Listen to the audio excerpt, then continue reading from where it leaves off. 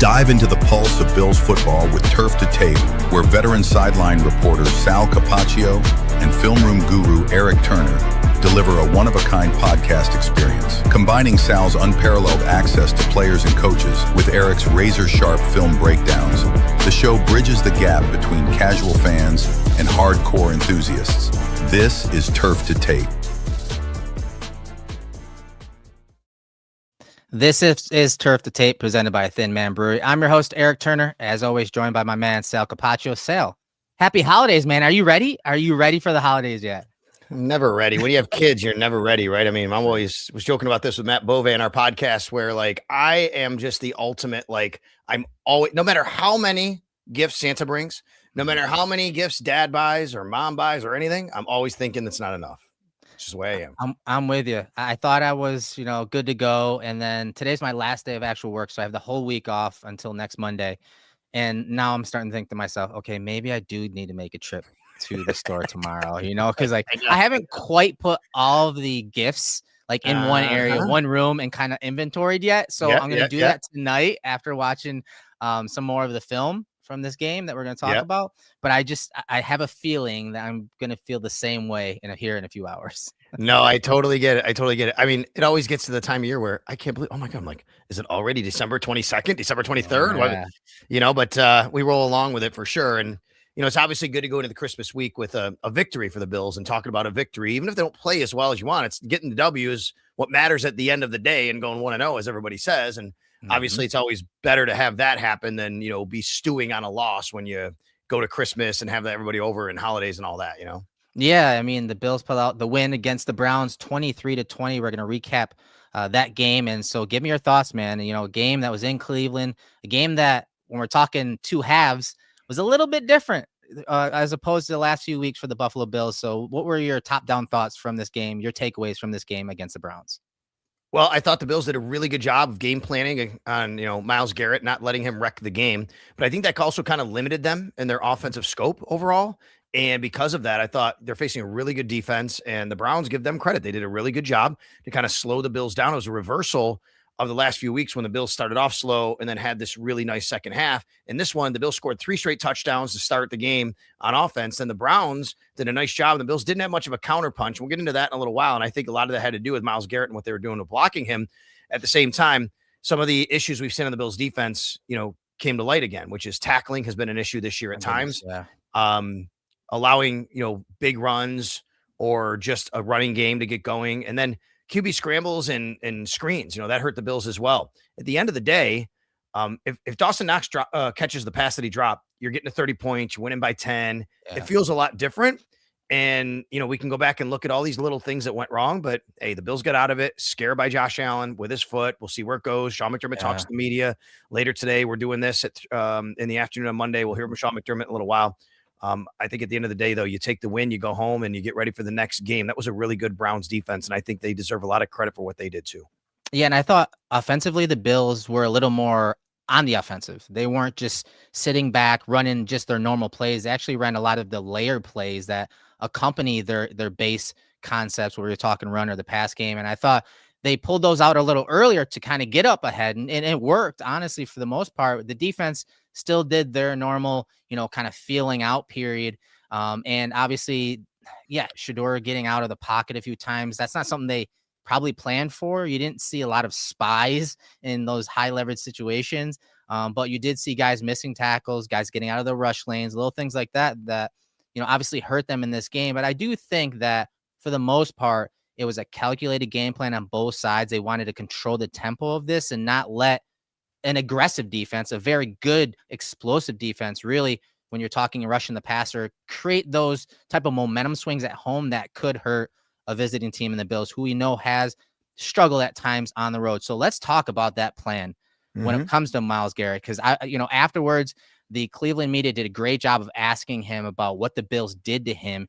And this is really where you should start when you're reviewing this game, because when you get these kind of nuggets from specifically these players, it's cool to go back then and watch the game in a different, with a different lens. And so I thought it was interesting what Myles Garrett said here in his presser. So let's listen to what he said, and then we'll talk about it, and we'll even show you a few plays and how that corresponds to what he said.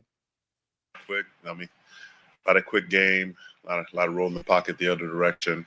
Hella, I didn't see a lot of plays in general in my direction, and I'm sure that's not by coincidence. So that's tough, to try to be, disruptive and get into a groove and work myself into the game when they're doing stuff like that. They kind of leave, Dion on an island and kind of just let him, do his thing. He kind of has a unique set, unique variety. But the guard was coming down quickly, and then they were throwing the bunch on my side tight, so that I had to line up inside, and they passed the ball, and I really didn't have an angle to get to an edge. So they threw a bit of peculiarities at me to try to keep me honest and kind of contain me where they wanted me, and they did a good job. They did a good job. I thought so too. I think it was very calculated on what Brady and the staff wanted to do and what Cromer wanted to do. So overall, you heard some of what he said, and from his perspective, from the Bills' perspective, from their offensive line perspective, and how they use some of the guys. What stood out to you the most about their overall plan versus Myles Garrett? Well, listen, they did leave Deion Dawkins against him one-on-one quite a bit, and Deion did a really good job. And this is a guy, Deion Dawkins, who has a ton of respect for Myles Garrett. He started out the week sick. We missed a couple of days of practice. He says all the time, he's always been consistent that Myles Garrett is the toughest player he's ever had to block. But they did that, and then they gave him a little help every once in a while. But really, more than anything, when I went back and rewatched the game, everything that Garrett said is so true right there. The Bills just kind of stayed away from him. And I know we got a comment in the chat. They were scared of him. Okay, if you want to say that, it's actually smart. Why would you want the best player? Why would you want the best player of the other team to wreck your game? I mean, that's what you do. You stay away from him as much as you can. I mean, that's what if the Bills ran a game plan at Myles Garrett and he wrecked it, I would be negligent. It would be terrible. Yeah. I mean, however, what happened though by doing that was I do think it kind of cut half the field off a little bit.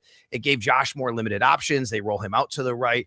You didn't really want to go towards Myles Garrett. Not only is he really good rushing the passer, he's also really good against the run, obviously. So I do think the Bills were a little bit limited in what they were able to do or wanted to do offensively, which is maybe to some of their struggles in the second half. But Garrett just told you right there. Yeah. They didn't give me an opportunity to wreck the game. Good job by them. He couldn't get going. They kept him off balance, whether it was the play action rollouts away from him, whether it was some of the straight drop back passes that Josh was like, okay, I'm just going to kind of skirt to the right a little bit, get outside the pocket away from Garrett. Quick game. You heard him talk about that. Extra hands. There were running backs, tight ends, wide receivers, shavers in there, throwing chips and blocks to help Deion Dawkins and kind of feed him to Deion Dawkins.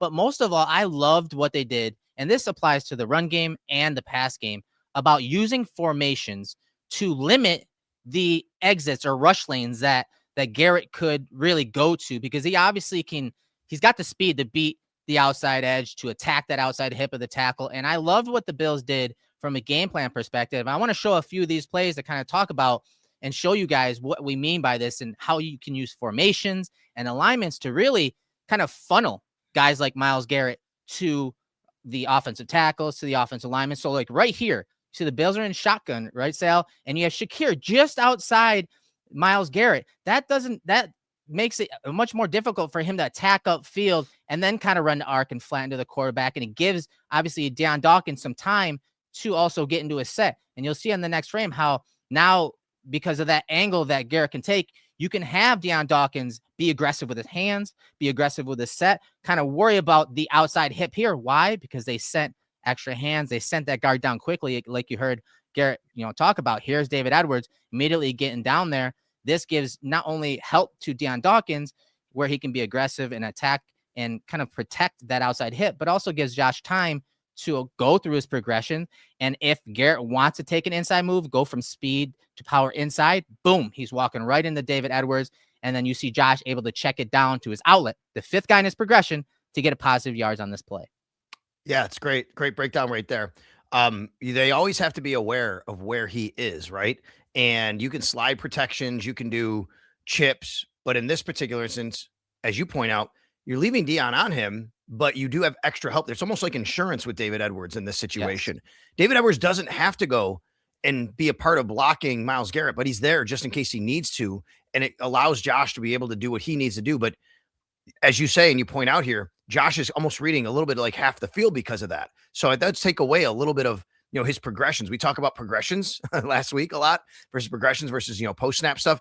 I think this was a game where the Bills knew, hey, right away, this is your progressions. This is where we want to go. Hey, look, he wound up with 1 tackle on the day. He did get the half a sack that came on Josh's, to me, poor decision to double back and get, he took the sack and he gets hurt on the play. But they only had 1 tackle in the game. When anytime that happens, you have to say that the offensive line and the offensive line coach and the game plan was very good against a Hall of Famer.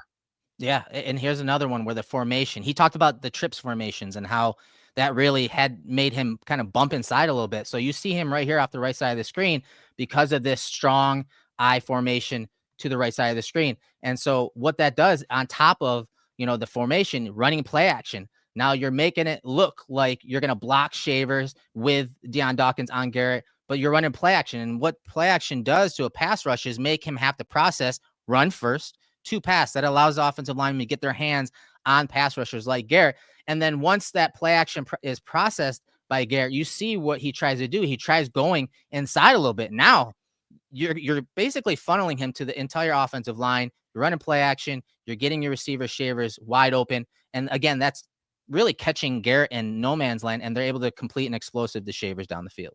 Yeah, this is Shavers' only catch of the day. And then, when that happened, you're like, okay, maybe they start to get the wide receivers loose. Obviously, another issue with not getting wide receivers the ball and them not being able to get open. This was one where they were able to do that based on, again, formation. This is a nice play by Joe Brady. It's a good game plan as far as a play design, a formational design. And this is designed from the get-go to do exactly what happened on this play.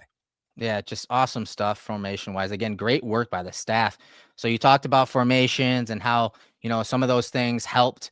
Now the extra hands, again, formation. I mean, this is essentially an all 22. Almost everyone is in the frame here from the end zone angle here. So think about the formation, the condensed formation, how that affects a pass rusher like it did in this game. So you see Myles Garrett, you see Shavers and Shakir off the right side of the screen, the left of the offense, and how that makes a difference for that edge. It shortens that outside edge and allows Dawkins, again, to be aggressive. So on the snap, you're going to see Shavers feed him to Garrett. And because of the slide, you see these 3 guys on a half slide sliding to Garrett.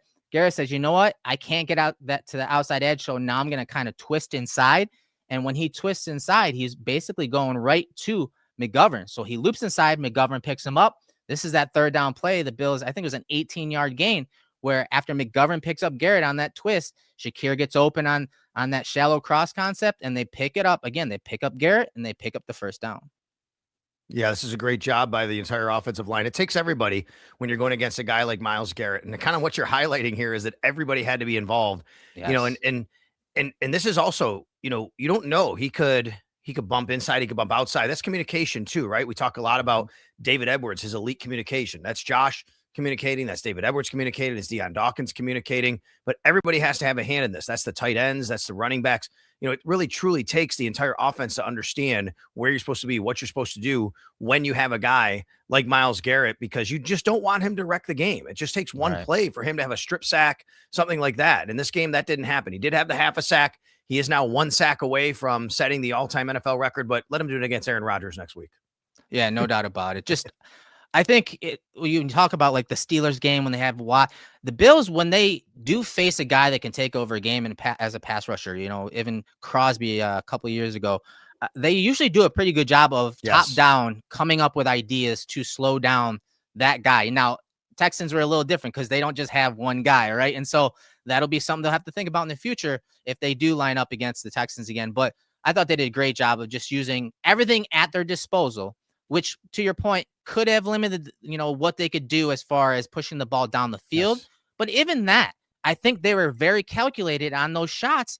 And you talk about the miscues. Honestly, the Bills offense, they stopped themselves, whether it was inaccurate passes and several drops that really could have swung not just the scoreboard, but some of the production. We're talking passing yards for Josh Allen. Yeah, no doubt. And again, I mean, I know that typically we always say like the Bills have a problem pushing the ball downfield. And that's, of course, that is true. But I think in a game like this, especially, you don't want to be sitting back there in 5-step drops and having Josh Allen scan the field. And all of a sudden, here comes Myles Garrett and he beats somebody one-on-one. So you got to go a little bit more of a quick game. A great highlight of this would have been, there was a play, Josh on a 3rd and 4 throws it to Khalil Shakir on the left sideline, and they only get 2 yards out of it. And I had a caller call me on WGR today and say, well, why doesn't Shakir get to the sticks? And I get it. But again, you're 3rd and 4. You want to get the ball out quickly. You don't want Myles Garrett wrecking the game. And you trust maybe Khalil can get to the sticks after he catches it. It didn't happen. Nice play by the defense. Give them credit there. I understand. Like, you're taught when you're younger, get to the first down and turn around. Well, when you have somebody like Myles Garrett, it might take a little longer to get to the first down. So you don't want to have him get off and, disrupt the play, especially when they throw it to his side, which they did on that particular play I'm referencing. Yep. Yeah, no doubt about it. So overall, great work by the Bills offense when we're talking, again, containing Garrett. He only had 1 assisted tackle, 1 QB hit, 22 pass rush snaps, only 2 pressures. Very good work at controlling him. So one guy that the Browns didn't quite control for a majority of the game was James Cook, running back James Cook. He had a monster day, 16 rushes, 117 yards, 2 touchdowns. He leads the NFL with 1,532 rushing yards and has now marked the most by a Bill since 1975. So big day by him. Now leads the league in rushing until we see tonight, right? The Colts play tonight, Jonathan Taylor.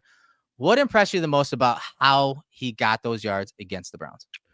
Well, if we're going to talk about, game plan and what the Bills did right or wrong. And we've said the last few weeks that they didn't have a very good plan coming out, maybe, or they were a little slow in the first half. Give Joe Brady a lot of credit for having a good game plan early in this game to attack a very, very good Browns defense. And James Cook just does a lot on his own sometimes. He's just so good at seeing where everybody is. His vision is incredible, and they were able to get him going. He had exactly 100 yards in the first half. And I don't think anybody would have guessed that James Cook would be leading the league in attempts. I'm not talking about yards. I'm talking about attempts. The guy leads the NFL in attempts. He's just over 200 pounds. He's never been a bell cow back, so to speak, right? The Bills use him as their number 1, but in an offense, especially led by Josh Allen, I mean, you just would never expect that. The guy's got 1,500 yards. He's got 500 more yards than Saquon Barkley does. He's leading the NFL. Now, tonight, as we talk, Jonathan Taylor could pass him if he gets, 90 yards. Yeah. It's going to be a nice, fight down the stretch here. We'll see. But I think James Cook is in line to possibly win the NFL rushing title, which is incredible. And I think even more, I mean, obviously the accolade of rushing title is better, but it may be more astonishing to me is him leading the league in attempts. Yeah, it's not something I specifically envisioned for him coming out of college, especially we kind of allude to it every week where his development as a running back has been just out of this world good. Usually for me, prior to scouting James Cook, I always thought, hey, running backs are kind of who they are. There's some development in the pass game and pass blocking, but his vision, his patience, these are 2 traits that you usually typically, in my opinion, have or you don't. And he proved me wrong in a lot of those categories. And in this game, I love the scheme and the plan, of course, because if you look at where they attacked in the run game, just directional stuff, 78.3% of their runs ended up going to the right, whether it was starting at Myles Garrett and cutting it back on those mid-zone runs or some of the duo runs that just attacked the right side. 78% of their runs ran away from Garrett, who typically lines up on the right side of the defense, obviously the left of the offense. So I thought that was very calculated and direct. And then just his vision and elusiveness. There were plays where the Browns had them dead to rights in some of these run concepts, and he just made 1, 2, 4 guys miss, and obviously, took it to the house. I thought he was great in that department when we're talking vision and elusiveness. I've said that he's got the best vision I've seen since Shady McCoy, really. Yeah. I mean, LaShawn was incredible at seeing, seeing guys, from his ear hole, basically. James sees guys coming. He does the jump cut. He knows kind of when to spin, when to, get down too. He knows when to get down. And one thing he's been great at this year, you saw this at the goal line. He's so good near the goal line of contorting his body to get the ball over the goal line. It's pretty incredible, actually, when you think about it. And, those are a couple times this year, including in this game, including last week against New England, he scores a touchdown instead of setting up a 3rd and short or a 4th and short or something like that. Yeah. When you hear coaches, when guys are coached up to not do that, to kind of, right. Exactly. Go over the goal line. So as coaches say, that's not technically how they should be doing things, but if you're going to do it, you better score and not fumble. And we know, Cook has had up and downs when it comes to fumbling this year, but it was important for them to, score on those plays. And I think it was important to get up early when we're talking if you're trying to minimize Myles Garrett, you don't want to get behind. You want to be in obvious pass situations where he could rush you. I think James Cook was that equalizer pretty much like he has been the entire year. Josh Allen, though. Let's talk about Josh, the passing game. We talked about some of the drops.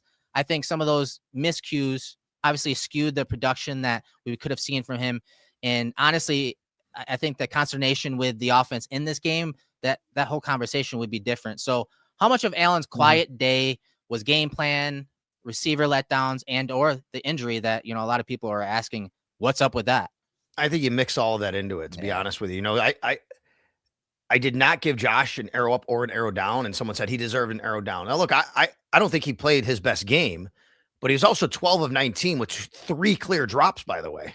Right? I mean, you had Brandon Cooks, Dawson Knox, and James Cook. You add those in, he becomes 15 of 19 on the day. He also had a couple misses on his own, no doubt about that. Yeah, I thought Josh pretty much for the most part, except for that play down near the goal line, I think he made pretty good decisions when it came to throwing the football. Had a couple runs. Now, when you say how much was calculated, I think a lot. I mean, they rolled him out. They got him away, from Myles Garrett. And then, but what that does is it limits the field for him, right? So he's running right. He can throw the one time he hits Ray Davis, the one time he hits Jackson Hawes, the one time he hits Dawson Knox, but Dawson Knox obviously didn't catch the pass, obviously, on 4th down. The foot injury, I think, impacted maybe the throw that he missed Shakir on early in the second half. Couldn't tell for sure, but it looked like maybe he was still maybe planted wrong, wasn't trusting it, whatever. Thankfully, he's okay, but that could very well be a reason why for Josh Allen not to complete that particular pass. But later on, he puts one on the money to Brandon Cooks. Cooks winds up dropping it. Same thing to Dawson Knox, obviously. So look, I thought it was an uneven day for Josh. It was a pedestrian day for Josh, right? I don't think he was terrible by any means. I don't think he was great by any means. I think he did exactly what was called for during the day. You just would have liked to have seen 1 or 2 more plays made in the passing game, I think, because they weren't going in the running game in the second half. And if you can get the passing game to give you 1 or 2 more plays, especially on the outside, it just would have made things a little bit easier as the game went on.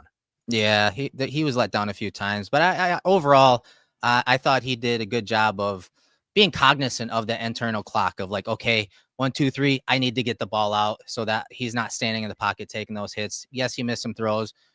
Yes, there were some really nice drawn up plays on those drops as well. I thought some of the game calls were really good by Brady and the staff. It just, again, execution kind of failed them there.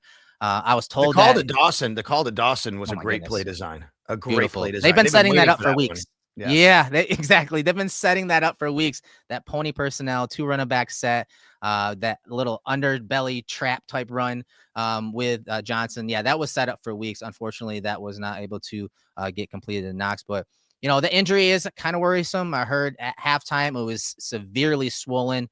They got basically his foot. They numbed it up a little bit. He went out there and played. I don't think that some of the miscues in the second half, whether it's, the mechanics or the throwing and the missed throws, I don't think that could be attributed to the foot. But again, it's going to be bothersome, especially when you're talking about the defense that he's playing against. I imagine this week that I would not doubt, I should say, if Josh is on the injury report with the foot injury. He should be. Yeah. They'll be dealing with it. Sal, I was even told that they were like, hey, you should probably wear a boot after this. You should wear a boot after this game. He's like, he basically said, F no, I'm not. I'll be fine. But yeah, I would assume he's going to be on the injury report. Hopefully, the x-rays and everything they said were negative at half, right? That was a report that everything was negative. And he played in the second half, obviously. Yeah. So he said he tweaked it and it flared up. Look, I mean, we know Josh has this starting streak that's very important to him. Very true. It's very important to the organization. It's very important to his teammates. No matter what happens, I would expect him to be under center to start the game against the Eagles and against the Jets. We all know, though, the Bills need to beat the Eagles to keep their division hopes alive. If they don't, they can't win the division. They're going to make the playoffs either way. Maybe you get to week 18 and it kind of gets treated like a week 18 game last year at New England when nothing to play for. But look, I mean, until the division is out of the window, I think the Bills are going to have Josh Allen under center as long as they can. Agreed. So before we go to defense, anyone else on offense that you want to, highlight or call out as far as arrow up, arrow down from the game? Well, I think Jackson Hawes deserves some credit here. The catch he made running over somebody.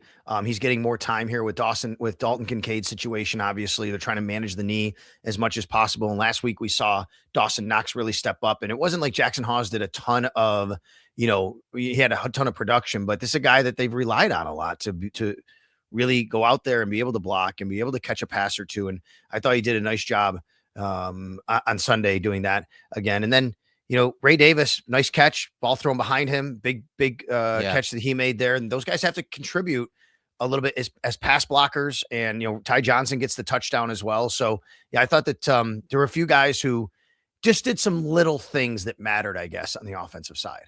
No doubt. I'll throw mine out there. Connor McGovern. We highlighted how important he was on that half slide. He was usually that help, that extra help, that pivot man in the middle on some of those games and twists that the Browns ran against them, especially when it included Graham and Garrett. I thought he did a great job of helping out along with Edwards on that side of the ball. So on defense, there were some pretty big standouts in this game. First one being Jordan Poyer. I want to talk about Jordan Poyer because, man, the last few weeks, whether it's Jordan Poyer, Tre'Davious White, even Shaq Thompson at times in the middle. These guys, these throwback type players for the Bills have really stood out, and their game experience and their experience in this defense has really showed out. And I thought Jordan Poyer, along with Greg Rousseau, who we're going to tap in as our player of the game, presented by Thin Man Brewery, I thought Jordan Poyer was right there with Greg Rousseau. For sure. Jordan Poyer was, he's a guy, by the way, going back to Cleveland, a team that, didn't keep him, didn't re-sign him. I know he had an injury towards the end of his career there and comes to Buffalo in 2017. So good for him to go back to Cleveland and be able to play the way that he did. He made a difference in this game. He's made a difference since he's been on the field for the Buffalo Bills. He comes up, by the way, how about this? First interception since 2022. He hadn't had an interception in over three calendar years. Last time he picked off a ball, he had 2 interceptions in the same game. That was against Lamar Jackson in Baltimore. Remember, there was a 4th down where he had an interception in the end zone in that game, and the Bills won on a walk-off field goal. That was the last time Jordan Poyer had an interception. I've said this before, and I'll say it again. He settles everything down on the defensive side in the secondary. This secondary is one of the best, if not the best, yardage-wise, whatever. It's right there in the league at passing yards allowed a game. And I don't think it can't be understated how much can be overstated how much Jordan has meant, not necessarily from a production standpoint, from just settling everything down, the communication standpoint that goes into all that. 11 total tackles, half a sack, an interception. I thought he played very well up near the line of scrimmage. His presence was felt. You saw him at the goal line stick one of the running backs of the Browns. But I made some notes on some plays that just stood out to me in this game. And I want to talk about a few of them. There was one play where he basically saved a touchdown. He's a post safety. He's a single high safety at the 11-minute mark.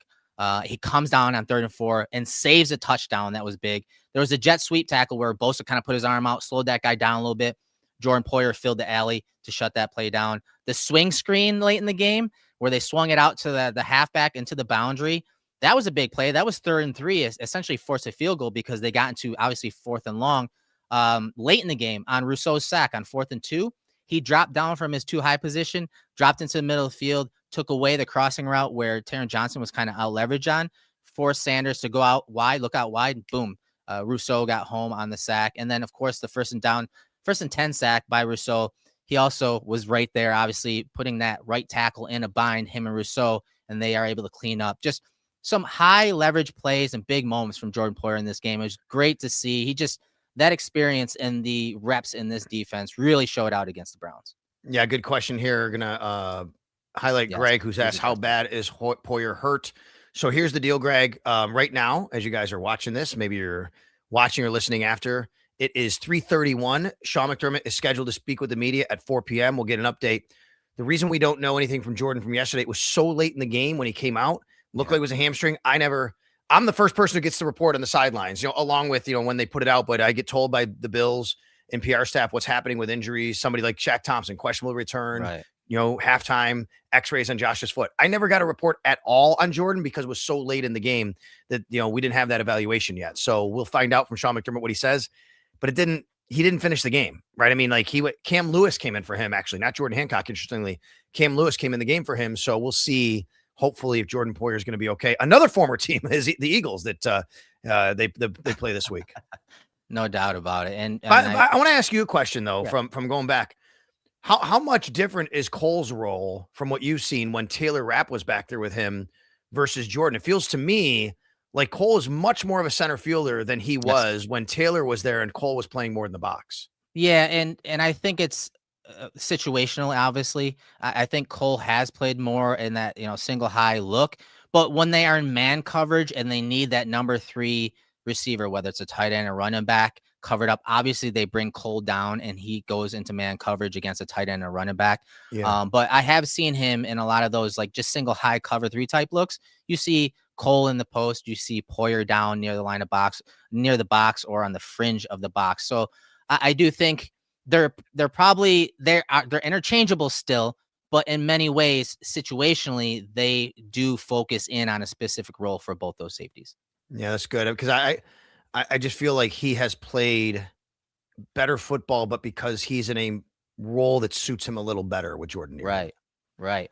So Greg Rousseau, tapped in player of the game for us, presented by Thin Man Brewery. It was tough. Like I said, I thought Poyer's right there with him when we're talking those big plays in big moments, but good game by Rousseau, 3 total tackles. He's got some sacks on the board in this game. So let me ask you, he's been up and down with production and getting home. We're talking pressures to sacks. What was it about this game that really set Groot off when we're talking the pass rush portion of his game against the Browns? Well, I think a couple things. I really think this is a game where you can really see how pass rush and coverage was married, right? And we talk about that a lot. Sean McDermott talks about that a lot, right? I mean, they got beat on a couple things, a couple screen passes. The Bills brought pressure and good job by the Browns. Tommy Rees, their offensive coordinator, and Shedeur Sanders get rid of the ball, run a screen pass, and they beat the Bills. That's just getting beat on a call. You make a call, they make a call, you got beat.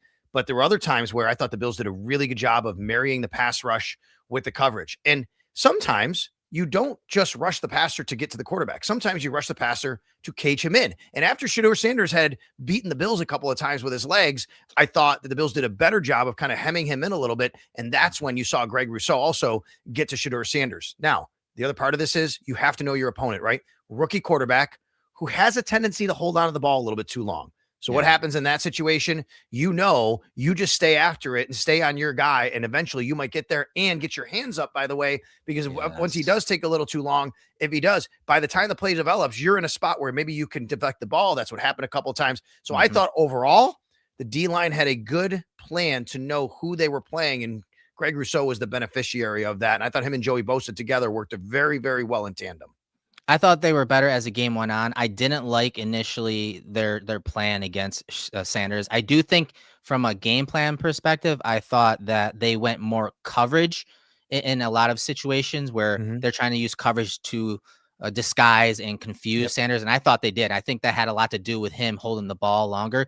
But yeah, Reese, the OC of the Browns, he knew that the Bills were going to sell out a little more to the run so they can get into those 3rd and longs and then attack Sanders in obvious pass rush situations. So I thought Reese did a great job of timing up those calls when the Bills were sending blitzes, and they hit. And that's something the Bills are going to have to keep an eye on, because we talk about every week, they like to send blitzes, and a lot of times it's to stop the run. It's to gap out versus the run, right? And so now teams know this, and so they're getting into these run looks, but then they're running play action or they're running screens, and it's catching the Bills out leverage. It's catching the Bills outnumbered, and some explosive plays were registered by the Browns. But I thought Greg Rousseau did a good job of using his size, his length.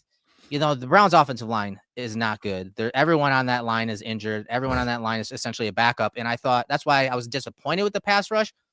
But like McDermott tells us, Sal, when the defense needs to make a stop, when they'll look at those last 2 drives, they come up with stops. It's amazing. Again, it's not a way to live. It's not sustainable, but there's some good scars being built when we're talking mental toughness, which he also talks about a bunch, and making those stops when they need them. And Groot was usually front and center in this game against the Browns in those moments. And I mean, in the takeaway department, they've just been so much better, in the second half of the season, and they get a couple more takeaways here, right? I mean, remember early in the year, we're like, hey, look, remember last year, all the numbers last year were like, wow, you can't keep doing this every year. Yes. Got to regress. And it did. And now it's going the other way again, where they're starting to take the ball away and not really give the ball away as much. They've had a couple, but they're taking the ball away again. And it's just something that was missing early in the year. Yeah, no doubt about it. And so Greg Rousseau is our tapped-in player of the game, presented by Thin Man Brewery. And if you guys haven't heard, Mafia Light, now presented by Thin Man Brewery, is 3.5% ABV, 80 calories per 12-ounce can, drinks like water with notes of beer. Get to your local grocery store to pick up Mafia Light, one of their many, many beverages that you can buy locally in Western New York. And we appreciate them for sponsoring us this year. So, Sal, anyone else that you want to talk about before we get you out of here and kind of get an idea on what's happening this week? It's a weird week with the holidays and the schedule with the Bills. Yeah, it is. And let me tell everybody what's going on this week. So typically, as I always tell everybody, that the Wednesday practice is your kind of big day. It's going to be moved to Tuesday this week. So the Bills will not have a Wednesday, at least for the media. They'll have a Tuesday practice, which is normally a Wednesday. The trick with that is there's no injury report on Tuesday. Yeah. Now, Sean McDermott might give us a little indication, but they don't have to tell us anything because nothing really comes out till Wednesday, even though they're practicing Tuesday. So you're going to be in this weird space this week where we're going to get to the end of the week. We might not know anything about injuries other than what they kind of put out and, give estimations. And then I'll have Sean McDermott on the radio, obviously, on Friday for his weekly radio appearance, and we'll get more of an indication. But I'm interested in, Josh's foot. I'm interested in Shaq Thompson's neck. That was something, obviously, you want to monitor this week. I'm interested, obviously, in Jordan Poyer's hamstring. So there's going to be some injuries that we're going to talk about here as we go on.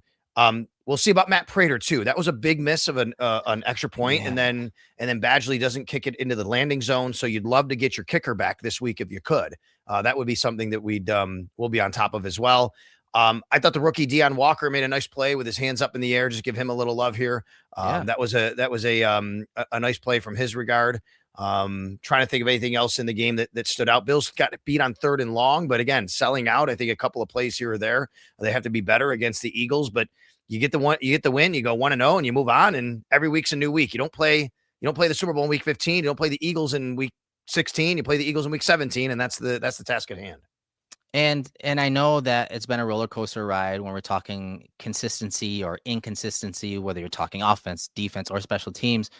But again, they're stacking wins and they're finding multiple ways to win and multiple ways to complement each other in good and bad ways. Hey, maybe it's, this game against the Browns, some of the offense kind of sputtered out in the second half, and the defense needed to make some stops, and they did again in some of those moments. And so finding different ways to win is important going into the playoffs, and especially when you're trying to, get these wins to help you with seeding and get the proper seeding. So with that said, Sal, appreciate, catching us up on what's going on this week as far as the holidays go and practice with the Bills. And here at Turf to Tape, we want to say happy holidays to you guys. This is the last time we're going to be talking to you guys before Christmas. So hopefully you guys have a great Christmas, get all the toys that that you asked for as adults, but also your kids. That's what it's all about. And Sal, I know you had that event last weekend. How that turned out go? Oh, it's great. That was awesome. It was great. It was great. Thanks to TSC and everybody involved. And going to give away another. If you're subscribed to me on X, make sure you're subscribed to both of us here. Right. All right. Yeah. Cover One, Sal Sports, giving another giveaway from TSC. So you never know what you're going to get: a signed mini helmet, a signed jersey, a signed football, something like that. So make sure you're subscribed at Sal Sports. Everybody have a great Christmas, great holiday. Enjoy time with family and friends. Enjoy watching football this week. Yes, Merry Christmas from Turf to Tape, presented by Thin Man Brewery. I'm your host, Erik Turner. That's Sal Capaccio. We'll see you next week.